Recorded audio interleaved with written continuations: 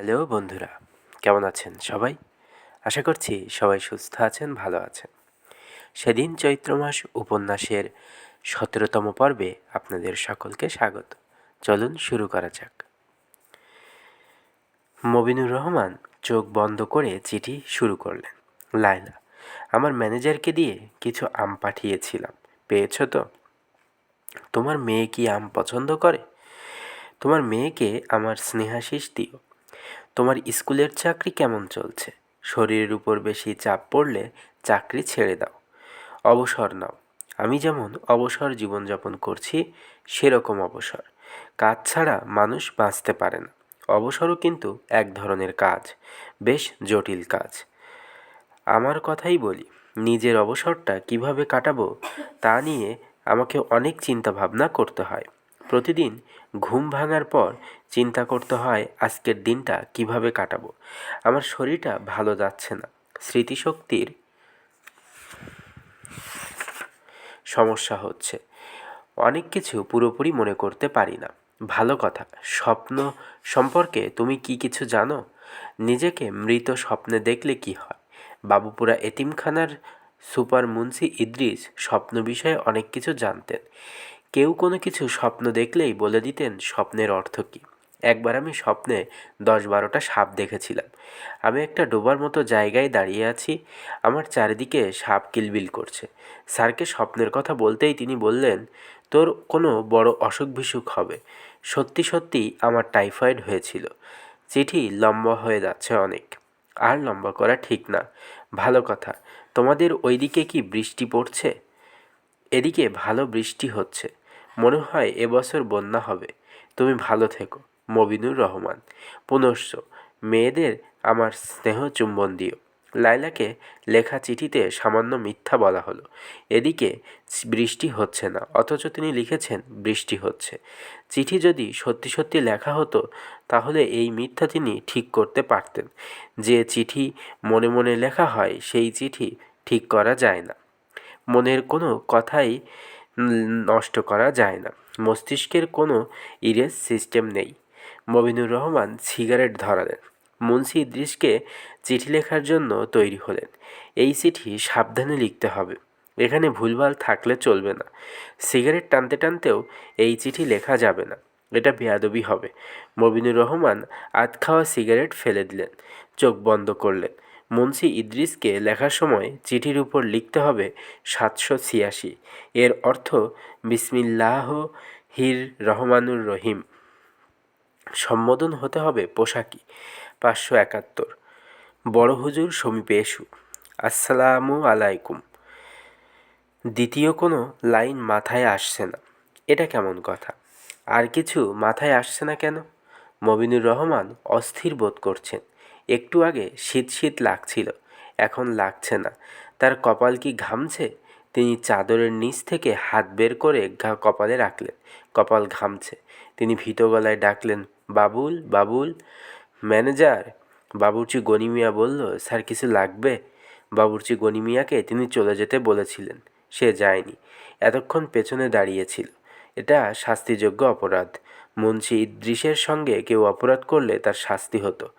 পশ্চিম দিকে তাকিয়ে তাকে কানে ধরে উঠবোস করতে হতো। মুন্সি ইদ্রিস বলতেন, আমি কোনো অপরাধ ক্ষমা করি না, ক্ষমা করবেন আল্লাহ পাক, তিনি রহমানুর রহিম। যে যত অপরাধী করুক ক্ষমা পেয়ে যাবে, কারণ আল্লাহর রহমতের চেয়ে বেশি অপরাধ কেউ করতে পারে না। গনি মিয়া, জি স্যার, পানি খাবো। পানি আনো। স্যার এই নিন পানি। এই নিন পানি মানে? তুমি কি পানির গ্লাস হাতে আমার পেছনে দাঁড়িয়েছিলে? জি স্যার। কেন? আমার মনে হচ্ছিল আপনি পানি চাইবেন। মবিনুর রহমান এক চুমুকে পানির গ্লাস শেষ করে গ্লাস ফেরত দিতে দিতে বললেন, গ্লাস হাতে ঘাপটি মেরে এতক্ষণ আমার পেছনে দাঁড়িয়ে থাকার কাজটা তুমি করেছো আমাকে চমকে দেওয়ার জন্য? তুমি ভেবেছো আমি চমকে যাব এবং খুশি হব? আমি চমক পছন্দ করি না। বায়েজিদ বোস্তামি তার মার জন্য পানি গ্লাস হাতে সারা রাত জেগেছিলেন। তুমি বায়েজিদ বোস্তামি না, তুমি বাবুর্চি গনি মিয়া। স্যার আমার ভুল হয়েছে, আপনার কাছে ক্ষমা চাই। আমি কাউকে ক্ষমা করি না, ক্ষমা করার মালিক আল্লাহ পাক। তুমি তোমার ভুলের জন্য কানে ধরে 10 বার উঠবোস করো। গনি মিয়া উঠবোস করছে। তাকে কোমরে কিংবা হাঁটুতে বোধহয় কোনো সমস্যা আছে। একবার উঠবোস করছে, কটকট শব্দ হচ্ছে। 10 বার কি শেষ হয়েছে? জি স্যার। কানে ধরে উঠবোস করানোর শাস্তি দেওয়ার পদ্ধতি আমি কার কাছ থেকে শিখেছি জানো? জানি স্যার, আপনি বলেছিলেন মুন্সি ইদ্রিস। ঠিক বলেছ। আমরা তাকে বড় হুজুর ডাকতাম। তো অতি কঠিন লোক। কেউ অন্যায় করেছে আর তিনি তাকে শাস্তি দেন নাই, এরকম হয় নাই। একবার তাকে খুশি করার জন্য এতিমখানার দারোয়ান বলল, বড় হুজুর আপনি ফেরেশতার মতো আদমি। বড় হুজুর বললেন, তুমি তো অন্যায় কথা বলেছ। সব মানুষের অবস্থান ফেরেশতার উপরে। তুমি আমাকে ফেরেশতার মতো বলে ছোট করেছ। পশ্চিম দিকে ফিরে কানে ধরে উঠবোস করো। উনি কেমন মানুষ ছিল বুঝতে পারছো গনি মিয়া? জি স্যার। শফিক কোয়ার্টার পেয়েছে। আগারগাঁয়ের স্টাফ কোয়ার্টারের 3 নম্বর ফ্ল্যাট। ফ্ল্যাট দেখে মীরা হতভম্ব।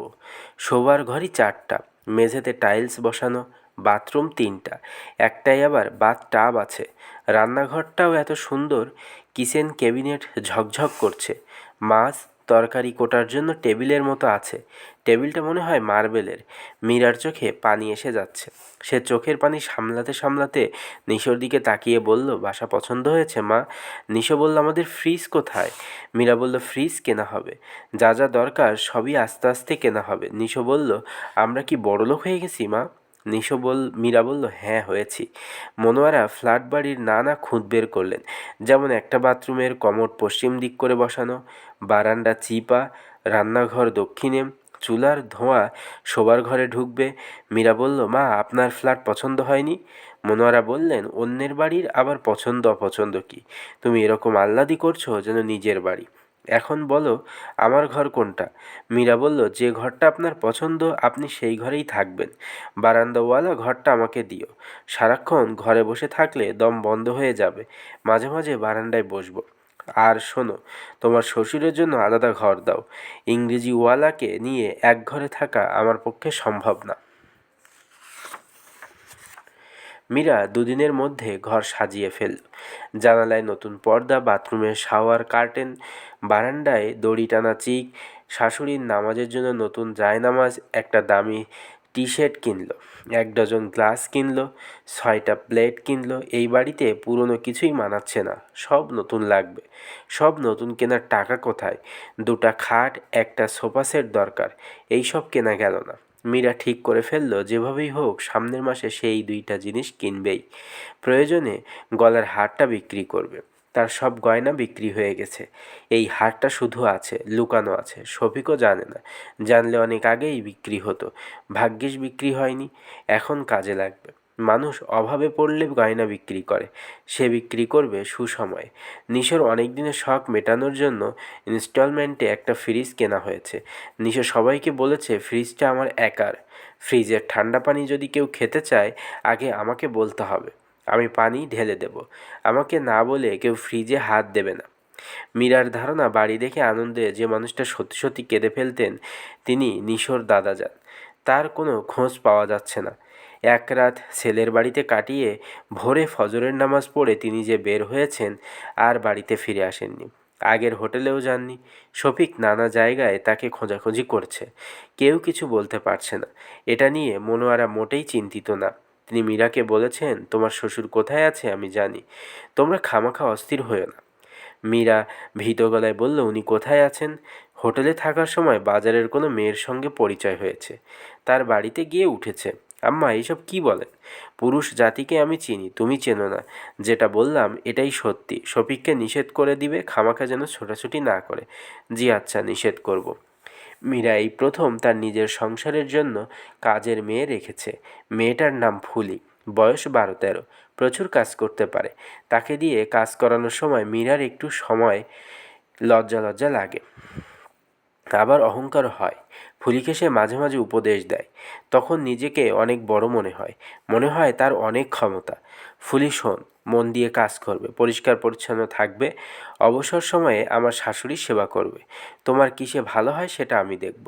বিয়ের বয়স হোক, ভালো ছেলে দেখে বিয়ে দিয়ে দেব। ঠিক আছে? জি আম্মা, ঠিক আছে। আমাকে আম্মা ডাকবে না, আমাকে ডাকবে আপা। আর নিশোর বাবাকে ডাকবে ভাইজান। নিশোকে ডাকবে নিশো মামনি।